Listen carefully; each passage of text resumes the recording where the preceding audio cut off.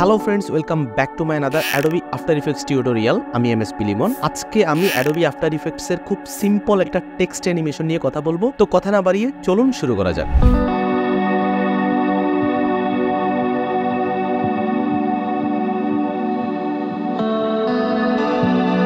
প্রথমে আমি Adobe after ইফেক্টসে চলে আসলাম। এখানে প্রথমে আমাকে একটা এইচডি কম্পোজিশন ক্রিয়েট করে নিতে হবে। আমি জাস্ট এখানে একটা এইচডি কম্পোজিশন ক্রিয়েট করেছি 1920x1080 রেজুলেশনের, এবং এটার ডিউরেশন রেখেছি 5 সেকেন্ড। আপনারা এইরকম করে একটা এইচডি কম্পোজিশন ক্রিয়েট করে নেবেন। দেন আমি টেক্সট টুলটা সিলেক্ট করব। সিলেক্ট করে আমি এখানে লিখবো হ্যালো। আপনারা এনি টেক্সট লিখতে পারেন।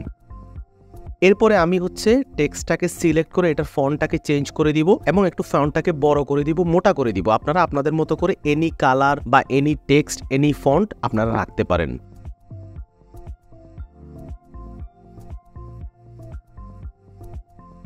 এরপরে আমি টেক্সটটাকে সেন্টার অ্যালাইনমেন্ট করে দিব।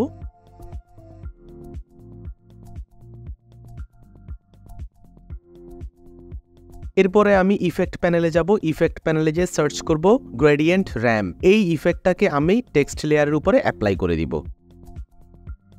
দেন এই র্যাম্প গ্রেডিয়েন্টটাকে দিয়ে আমি টেক্সটের মধ্যে দুইটা কালার সিলেক্ট করে দিব। অর্থাৎ এখানে একটা গ্রেডিয়েন্ট টাইপের, দুইটা কালারের একটা গ্রেডিয়েন্ট টাইপের কালার আমি সিলেক্ট করব। আপনারা আপনাদের মতো করে এনি কালার সিলেক্ট করতে পারেন।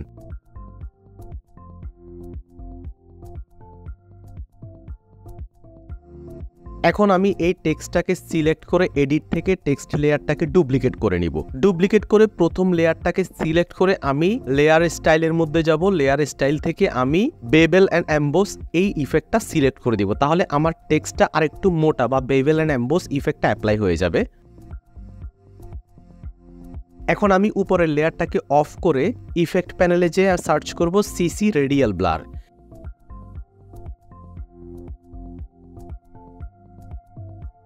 এই রেডিয়াল ব্লার ইফেক্টটাকে ড্র্যাগ করে আমি নিচের লেয়ারটার উপরে অ্যাপ্লাই করে দিব। তাহলে দেখুন এই টেক্সটের মধ্যে একটা ইফেক্ট অ্যাপ্লাই হয়ে গেছে। এখন আমি ইফেক্ট কন্ট্রোল প্যানেলে যাব। কন্ট্রোল প্যানেলে যে আমি এটার অ্যামাউন্টটাকে করে দেব 98। তাহলে দেখুন টেক্সটের মধ্যে একটা ইফেক্ট অ্যাপ্লাই হয়ে গেছে। এর মাঝখানে যে পয়েন্টটা রয়েছে এই পয়েন্টটাকে চেঞ্জ করে আমি এখানে একটা অ্যানিমেশন অ্যাপ্লাই করব। তো দেখুন প্রথমে লেয়ারটাকে আমি একটু সরিয়ে দিলাম। সরিয়ে দিয়ে লেয়ারের প্রথমে আমি একটা সেন্টার থেকে কি ফ্রেম দিলাম এবং নির্দিষ্ট একটা ডিস্টেন্স রেখে আমি আবার মাঝখানে পয়েন্টটা রয়েছে এই পয়েন্টটাকে আমি লেফট সাইড থেকে রাইট সাইডে নিয়ে আসবো। তাহলে দেখুন টেক্সটের মধ্যে খুব সুন্দর একটা অ্যামেজিং ইফেক্ট অ্যাপ্লাই হয়ে যাবে।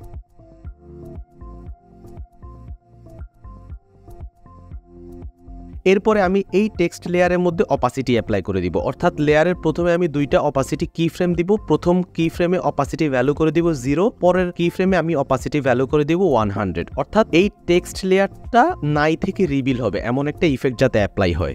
আমি লাস্টেও সেম অপাসিটি ইফেক্টটা অ্যাপ্লাই করে দিব যাতে আবার এই টেক্সটটা ইফেক্টটা ভ্যানিশ হয়ে যায়। এখন এই কি ফ্রেমগুলোকে ড্র্যাগ করে সিলেক্ট করব। সিলেক্ট করে রাইট বাটন ক্লিক করে ইজি ইজ করে দিব।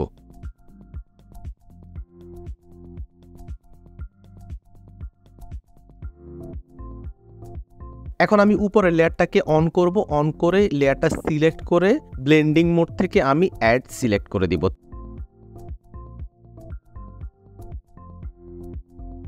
এখন উপরের টেক্সটটা সিলেক্ট করে আমি আবার ইফেক্ট প্যানেলে যাব। ইফেক্ট প্যানেলে যেয়ে সার্চ করব ইভাপোরেট। একটা টেক্সট ইফেক্ট রয়েছে, এটাকে জাস্ট ডাবল ক্লিক করে আমি উপরের টেক্সট লেয়ারটাতে অ্যাপ্লাই করে দিব। দেন কিবোর্ড থেকে ইউ বাটনে প্রেস করব। তাহলে কি ফ্রেমগুলো রিভিল হয়ে যাবে এবং এই কি ফ্রেমগুলো আমি নিচের লেয়ারের সাথে অ্যাডজাস্ট করে দিব। দেন আমি কি ফ্রেমগুলো সিলেক্ট করে রাইট বাটন ক্লিক করে কি ফ্রেম অ্যাসিস্ট্যান্স থেকে টাইম রিভার্স কি ফ্রেম করে দিব। তাহলে দেখুন এই টেক্সটটা কিভাবে রিভিল হচ্ছে। অর্থাৎ ইফেক্টের সাথে আমার উপরের টেক্সটটা খুব সুন্দর করে রিভিল হবে।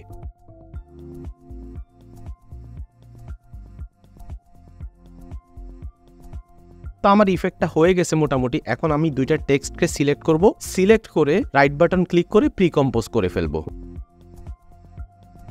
এখন আমি এই কম্পোজিশনটা সিলেক্ট করে আবার ইফেক্ট প্যানেলে যাব। ইফেক্ট প্যানেলে যেয়ে সার্চ করব গ্লো। গ্লো ইফেক্টটাকে আমি জাস্ট ড্র্যাগ করে আমার এই কম্পোজিশনের মধ্যে অ্যাপ্লাই করে দিব। তাহলে দেখুন এই টেক্সটটা গ্লো ইফেক্ট অ্যাপ্লাই হয়ে যাবে।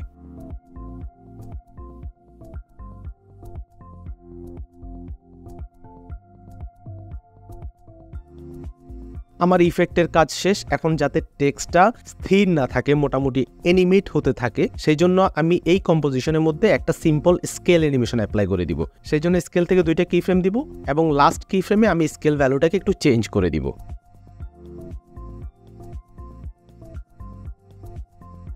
এরপর হচ্ছে আমি কি ফ্রেমগুলোকে রিভিল করে রাইট বাটন ক্লিক করে কি ফ্রেম অ্যাসিস্ট্যান্স থেকে ইজি করে দিব। তাহলে আমার অ্যানিমেশন ডান। এখন যদি প্রিভিউ দেখেন তাহলে বুঝতে পারবেন খুব অল্প সময়ের মধ্যে খুব সিম্পল একটা টেক্সট অ্যানিমেশন অ্যাপ্লাই হয়ে গেছে। এই টাইপের করে আপনারা টেক্সট অ্যানিমেশন অ্যাপ্লাই করে কোনো টেক্সটকে ইউজ করতে পারবেন। সো ফ্রেন্ডস, আজকে এই পর্যন্তই। দেখা হবে নেক্সট টিউটোরিয়ালে। টিউটোরিয়ালটি যদি ভালো লেগে থাকে তাহলে অবশ্যই লাইক করবেন, কমেন্টস করে আপনাদের মতামত জানাবেন। আর যদি চ্যানেলটিতে আপনি নতুন হয়ে থাকেন তাহলে প্লিজ সাবস্ক্রাইব করে পাশে বেল আইকনে ক্লিক করে রাখুন। তাহলে নেক্সট টিউটোরিয়াল আপলোড হওয়ার সাথে সাথে আপনার কাছে পৌঁছে যাবে। সে পর্যন্ত ভালো থাকুন, সুস্থ থাকুন। Till then, take care, tata.